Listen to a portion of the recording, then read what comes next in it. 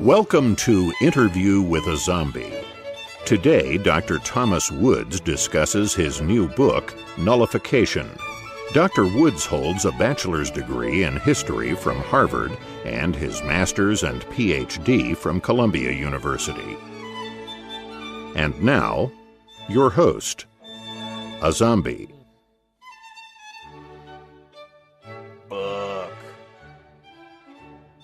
Yes, I wrote this book called Nullification, and the argument in it basically is as follows, that right now our federal government basically does whatever it wants without any constitutional restraints, and in fact, if you raise the issue of the Constitution, you say, where do you get the authority to do thus and so, they laugh. They actually laugh at you. So I want to remind people of what Thomas Jefferson said, that if the federal government does something that's unconstitutional, you shouldn't enforce it. Obviously, if a law is unconstitutional, it's not a law at all. And he and Madison actually said in 1798 that the states were duty-bound to resist if the federal government went beyond its legitimate constitutional boundaries. Duty-bound to resist.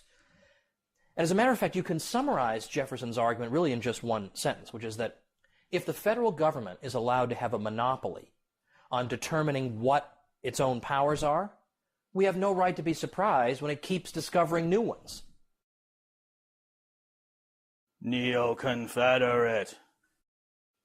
Well, actually, no. I think it's important to point out that northern states had recourse to these principles more often than southern ones did. So I think that's actually a misconception that you're operating on. Slavery. Well, no. Actually, nullification was never used on behalf of slavery. But you know what it was used on behalf of? Slavery? No. It was used on behalf of the cause of fighting the fugitive slave laws. Now, notwithstanding the fugitive slave clause in the Constitution, nevertheless, there were aspects of the fugitive slave law that was passed in 1850 that were constitutionally dubious, and numerous northern states did everything they could to obstruct the enforcement of that law. As a matter of fact, let me just quote for you from just one state, Wisconsin. The state legislature, the state Supreme Court fought against that.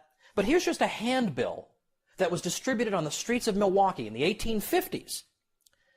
And notice, it's arguing that the states can resist unconstitutional measures by the federal government. Listen to this.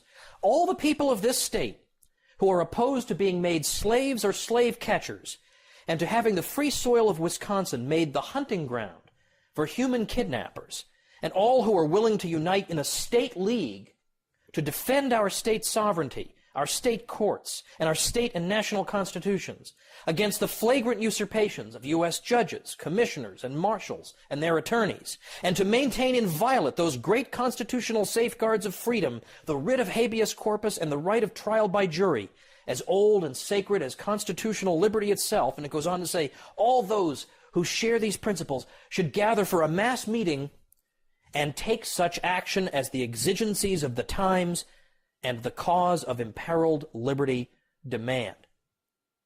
So I think it's really a mistake to associate these principles. Racism.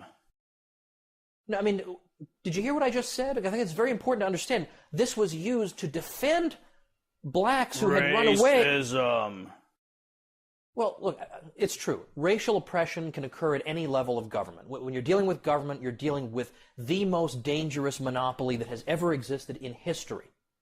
But the point is that today, in 2010, when everybody has the right to vote, where are the greatest threats to our liberties coming from? Boise? Santa Fe?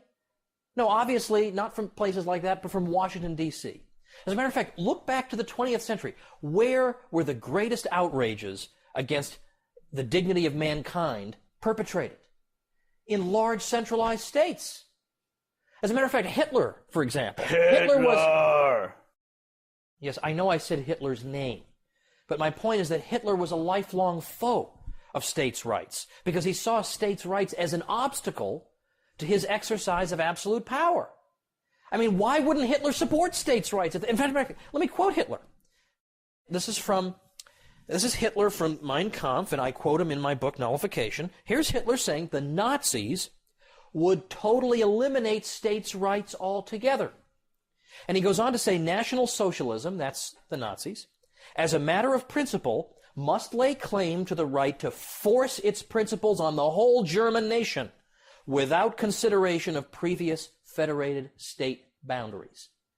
So whose side is Hitler on? He certainly doesn't favor nullification. So if nullification is all about oppressing people, and states' rights are all about oppressing people, how come Hitler is such an opponent of it? Neo-Confederate. All right, let me come at this from a totally different angle. Let's look at the causes on behalf of which nullification was employed in the 19th century, beginning with 1798, the late 18th century, when it was first sort of codified, as it were, in the Virginia and Kentucky resolutions.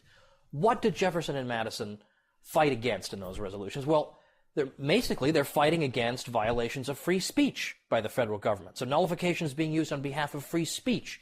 It's used on behalf of free trade. It's used to fight against unconstitutional searches and seizures.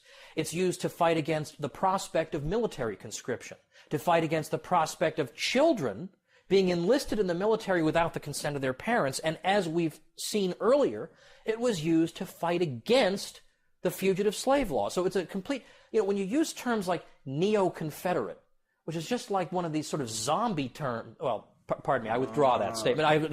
No, you're right. But it is one of these terms that people just throw out because they think it'll just shut down all debate. If I utter this term, no one will be able to continue debate. But I don't know. I think Racism. I'm thinking maybe we're really not making progress here. I mean, I'm trying to make arguments that are at least reasonably thought-provoking, and you're just throwing... Racism. Yeah, see, you're just throwing code words at me and scary-sounding propaganda words. See, that's not an argument. That does not count as an argument. I've already answered all this.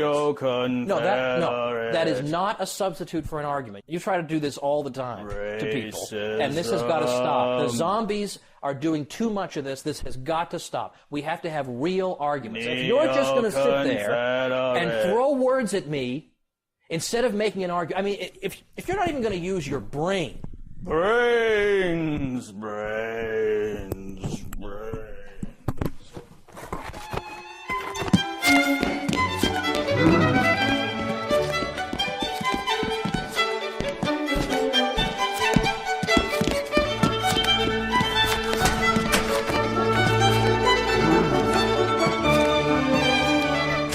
You've been watching Interview with a Zombie. Join us next week for another enlightening episode.